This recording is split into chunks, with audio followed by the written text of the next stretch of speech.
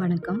ரமா கோவிந்த் தெய்வீக பதிவு சேனலில் இன்றைக்கி நம்ம பார்க்க போகிறது என்ன பார்த்திங்கன்னா, வீட்டில் லக்ஷ்மி கடாட்சம் பெற என்ன செய்யணும் அப்படின்றதையும், அடுத்ததாக மகாலட்சுமியின் அருள் கிடைக்கிறதுக்கு நம்ம என்னென்னலாம் செய்யணும் அப்படின்றதையும் இந்த பதிவில் முழுமையாக பார்க்க போகிறோம். மறக்காமல் பாருங்கள். இதுக்கு முன்னாடி சப்ஸ்கிரைப் பண்ணலைன்னா சப்ஸ்கிரைப் பண்ணிக்கோங்க.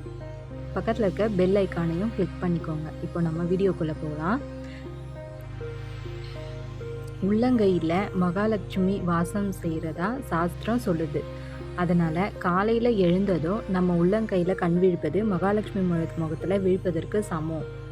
வாரந்தோறும் செவ்வாய் மற்றும் வெள்ளிக்கிழமையில் 5 முகம் கொண்ட விளக்குகளை ஏற்றி வைத்து வழிபடணும்.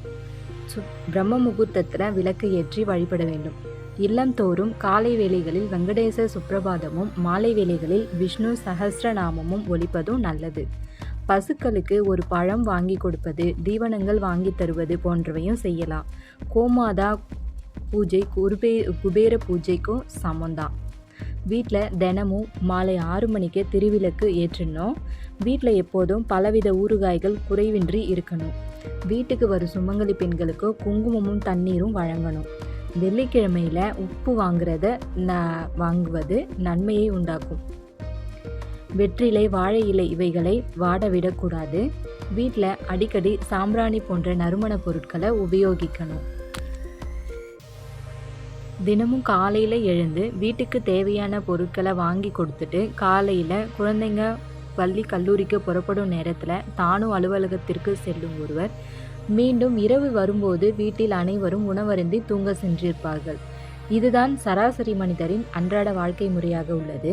இதில் அவரது வருமானம் தேவையான அளவிற்கு இருந்தால்தான் குடும்ப தேவைகளுக்கும், குழந்தைகளின் கல்வி செலவுகளுக்கும், விழா காலங்களில் ஆடைகள் எடுக்கவும், அவசர மருத்துவ செலவுகள், அத்தியாவசிய செலவுகள் மற்றும் எதிர்பாராத திடீர் செலவுகள் என்று வரிசையாக பல செலவுகள் போக மீதி இருந்தால் சேமிக்க முடியுமா என்று பார்த்தால் செலவுகள் அதிகரித்து கடன் வாங்க வேண்டிய நிலையாக தான் உள்ளது.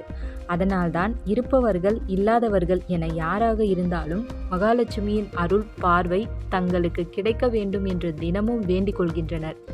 ஏனெனில் மகாலட்சுமியின் கடைக்கண் பார்வை இருந்தால் மட்டுமே ஒருவர் செல்வ வளங்களுடன் நல்ல வசதியான வாழ்க்கை நடத்த முடியும்.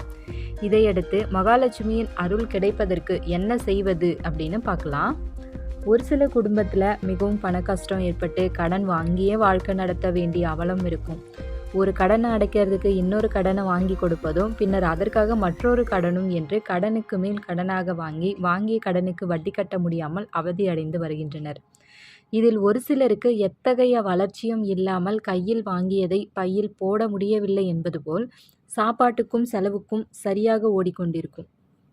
இவ்வாறாக பல விதங்களில் பல்வேறு கஷ்டங்களை அனுபவித்து வருபவர்கள் எப்படி எப்போது பணம் சேர்ப்பது, வசதியாக இருப்பது, சொத்து சுகங்களுடன் சுகமாக இருப்பது என்று வேண்டாத நாள் இருக்காது.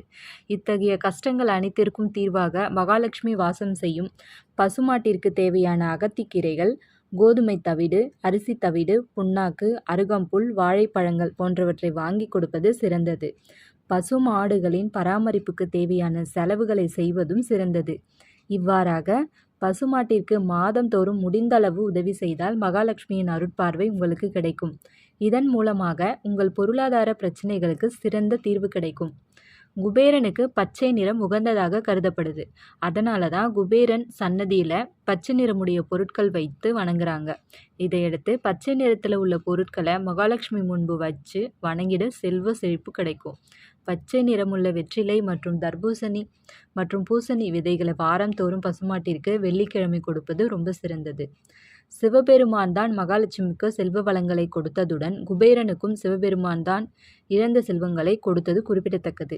அதனால் சிவபெருமானுக்குரிய 5 எண்ணுடன் தொடர்பு கொள்ளும்படி 2 வெற்றிலைகள், 3 பூசணி விதைகள் ஆகியவற்றை மகாலட்சுமி முன்பு வைத்து வணங்கி பசுமாட்டிற்கு கொடுக்க வேண்டும். அவ்வாறு 5 வாரங்கள் தொடர்ந்து வெள்ளிக்கிழமை செய்து வர குபேர சம்பத்து கிடைக்கும். குபேர யோகம் கிடைப்பதற்கான வாய்ப்புகளை எந்த ரூபத்திலாவது வழங்கிடும்படி சிவபெருமான் குபேரனுக்கு கட்டளையிடுகிறார். அதன் பிறகு உங்கள் வீட்டில் செல்வ வளம் அதிகரிப்பதை உணர முடியும்.